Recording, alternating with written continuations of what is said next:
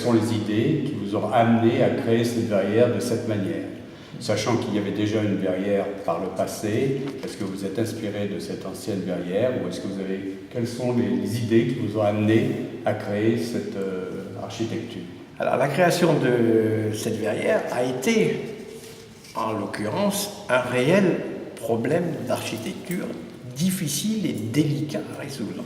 Donc l'idée a été de faire un grand jardin d'hiver, comme cela s'est beaucoup réalisé, et pour être très juste, mon inspiration vient de pas très loin d'ici, parce que j'ai pensé à la Malmaison, à Rueil, à côté. Vous avez une grande verrière qui n'a pas tout à fait ce style, mais qui est un petit peu dans cette orientation aussi. Et c'est Rueil qui a été mon inspiration. Il faut dire que c'est un style du 19e siècle. À l'extérieur, on a plutôt avec des trophées, comme on faisait énormément ce genre de verrière au 19e siècle. Il y avait des trophées qui étaient encore plus marqués, mais là je ne voulais pas marquer des trophées trop militaires et tout. Mais c'est tout à fait ce qu'on a fait pendant le 19e siècle dans beaucoup de grands domaines. Qu'est-ce qui vous a inspiré ce type de sol qui impressionne et qui est évidemment très apprécié? Là, j'ai été très respectueux de ce qui se fait habituellement dans les rez-de-chaussée, des hôtels particuliers de ce type, c'est-à-dire le dallage à cabochon qui est composé d'une pierre calcaire de la région et blanche qui fait l'ensemble de la couleur et de cabochons noirs qui sont soit faits en noir de Belgique, soit en ardoise. Ici, nous avons choisi le noir de Belgique parce qu'il y avait des possibilités qui étaient intéressantes. Et il va dans la continuité des anciens dallages qui ont été refaits à neuf, qu'il y avait dans les halls d'entrée de ce château. Donc on est tout à fait dans la continuité de ce qui se serait fait au XVIIIe siècle.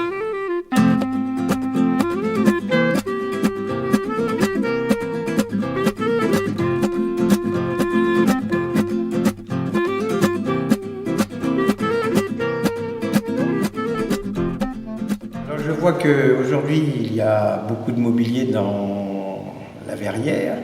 Et quelle est votre utilisation? Quels sont vos projets, vos utilisations à venir? Est-ce que ça sera dans cette continuité? Et qu'est-ce que vous faites de votre verrière qui, pour l'instant, a l'air d'être très occupée?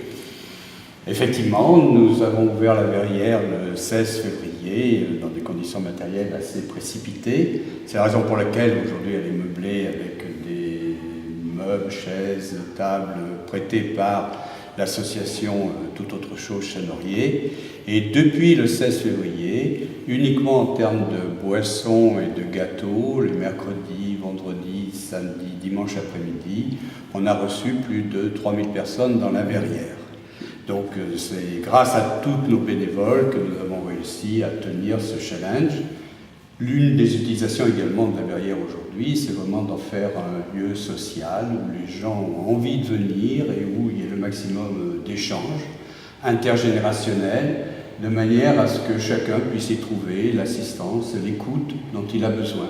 Donc dans notre programme, nous avons déjà ouvert un certain nombre de petites activités et nous avons un programme d'ouverture d'autres activités petit à petit, au fur et à mesure où nos bénévoles nous aideront. Est-ce que vous avez des idées particulières, des suggestions, des recommandations pour faire évoluer l'intérieur de la verrière dans ce cadre de petites activités? Tout d'abord, bravo pour la fréquentation, parce que 3000 personnes depuis l'ouverture, à mes yeux, ça me semble être une grande performance. Bon, par ailleurs, pour l'évolution du décor et son installation à plus long terme, il va essentiellement dépendre de l'utilisation. Donc il est important d'en préciser les données. Et il y a depuis toujours, de façon traditionnelle dans l'architecture française, un lien très fort entre le programme, l'utilisation et son expression architecturale. Ça, c'est très très important. Alors, bien évidemment, dans une verrière de ce type qui est très ouverte, qui est tout de même relativement légère et tout, il me paraît, pas évident, mais il me paraît important d'imaginer un décor qui soit léger, peut-être pourquoi pas aussi métallique, ça peut être très agréable, Mais il sera quand même essentiellement conçu en fonction de votre programme définitif, ça c'est certain. Mais si vous voulez, je peux venir vous donner des conseils, même comme ça. Hein. Bon, on a bien vous êtes toujours le bienvenu pour partager. Il n'y a pas de souci de ce côté-là.